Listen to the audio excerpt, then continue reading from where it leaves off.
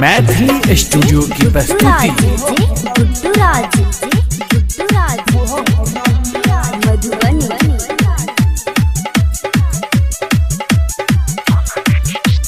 नाचही छी गई छोटका डरस में आइटम ला गई छी फरस में नाचही छी गई छोटका डरस में आइटम ला गई छी फरस में आगे जुअन का पीछे से बूढ़ा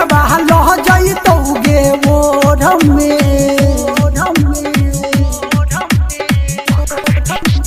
रात भर सब तोरा नचही रात भर सब तोरा नचही तो मजा लतौगे भोर में रात भर सब तोरा नचही तो मजा लतौगे भोर में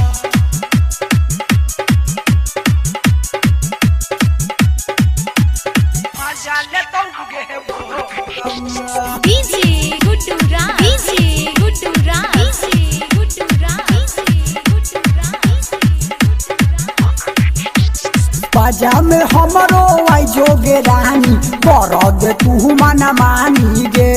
कुछ ने तोहरा करबऊ हो मानी जो हमर रानी गे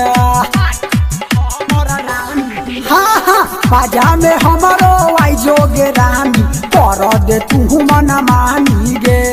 कुछ ने तोरा करबऊ हो मानी जो हमर रानी गे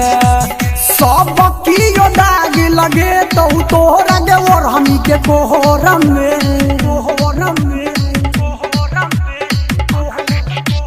रात भरी सब तोरा नचही रात भरी सब तोरा नचही तो मजा लेतौगे भोर में रात भरी सब तोरा नचही तो मजा लेतौगे भोर में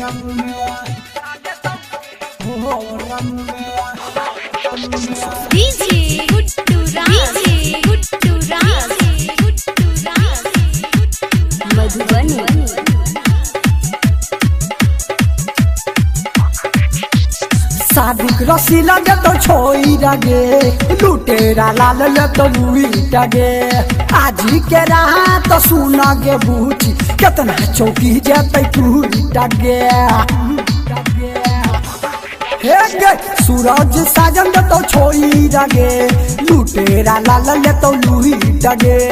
आज के रात सुना गे बूची कितना चौकी जेते टूटा गे छौरा सब लजे तौगे उठा के धपरा चौर में रात भरी सब तोरा नचही रात भरी सब तोरा नचही तो मजा लतौगे भोर में रात भरी सब तोरा नचही तो मजा लतौगे भोर में रात भरी सब तोरा नचही तो मजा लतौगे भोर में